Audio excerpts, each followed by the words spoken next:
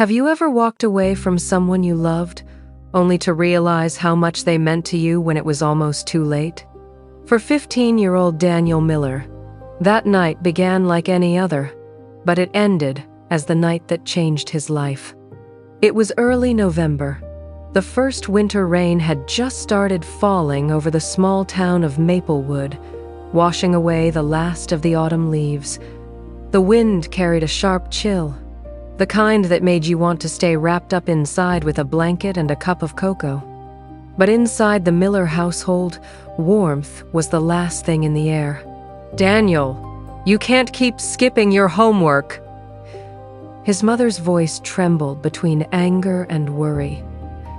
"Do you want to fail your finals again?"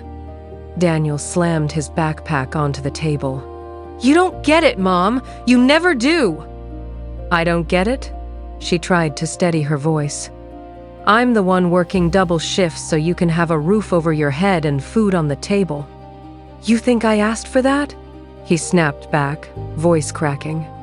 The words hung in the air like a wound that couldn't be taken back. For a moment, neither spoke.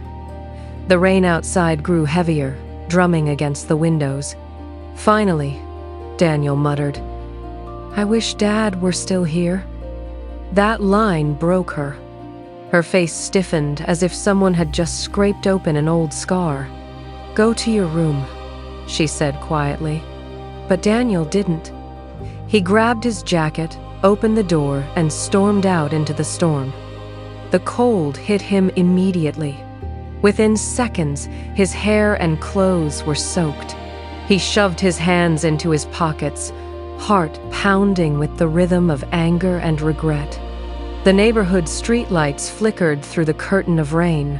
Cars passed, spraying puddles across the sidewalk. He didn't care where he was going, only that he wasn't going back. Why does she always yell? Why can't she just listen? The same thoughts looped in his head like broken records.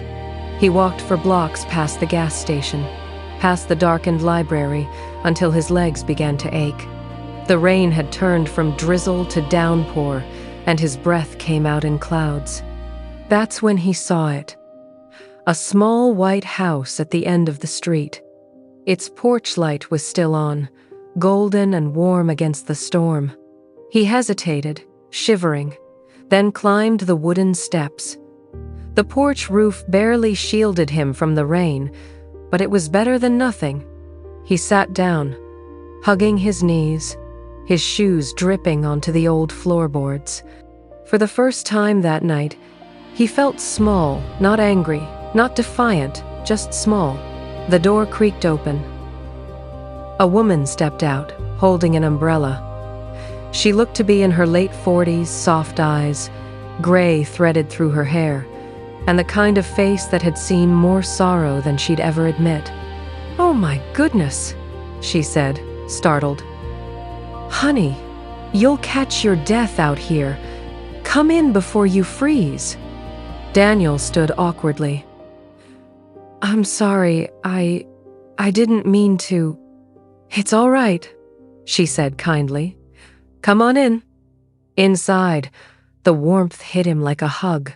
The smell of ginger, broth, and scallions filled the small kitchen. She handed him a towel and a faded hoodie. "Dry up. I'll make you something hot." Before he could protest, she was already stirring a pot on the stove. He sat at the table, watching steam rise from the pot. The smell, that familiar, comforting smell, tugged at something deep inside him. Within minutes, she placed a steaming bowl of noodles in front of him. He picked up the chopsticks, hesitated, then took a bite. The warmth spread through his chest.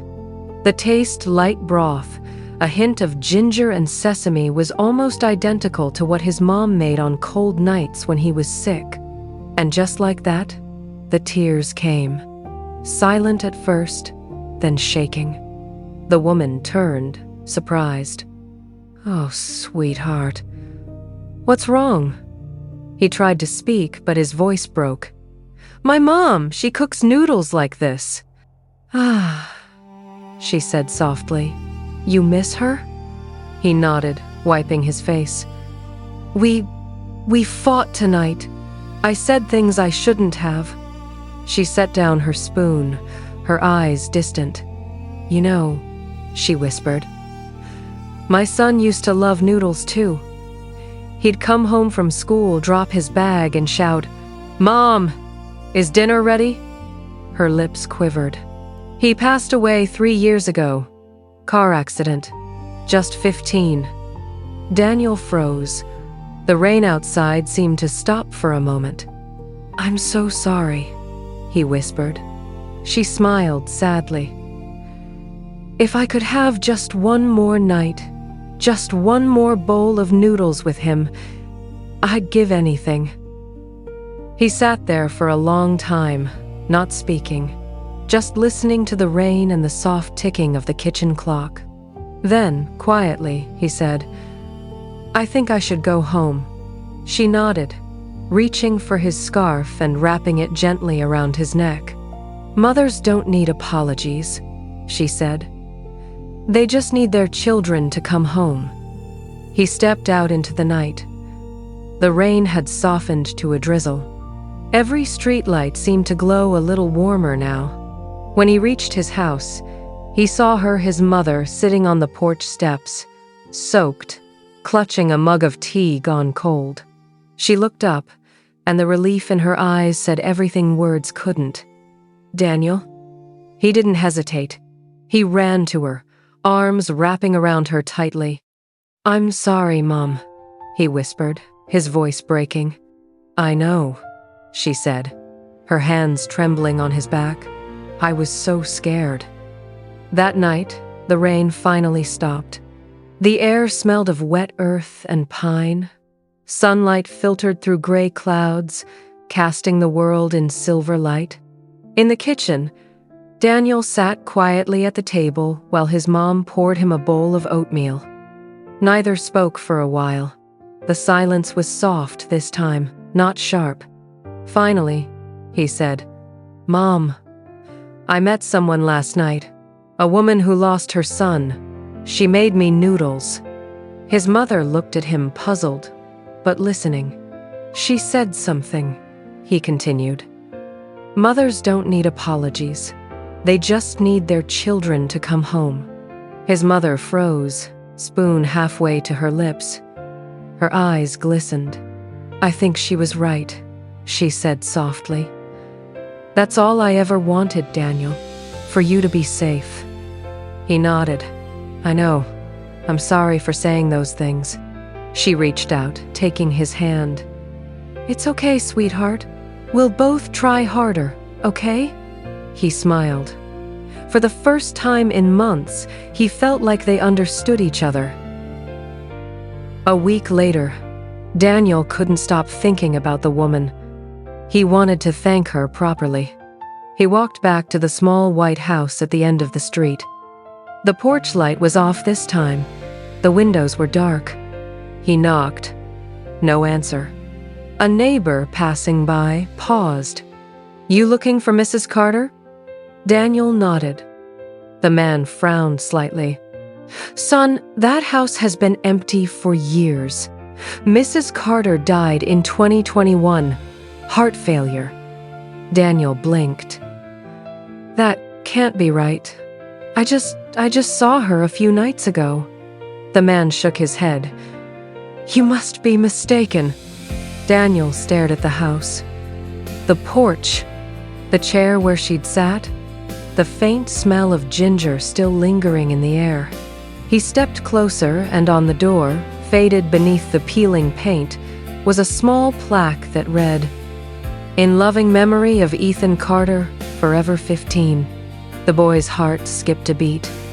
He stood there for a long time, rain starting again just to drizzle before whispering, Thank you, Mrs. Carter. 15 years passed. Daniel was no longer the angry teenager who once ran into the storm. He'd gone to college, became a teacher, and now had a son of his own, a boy who loved noodles and rainstorms.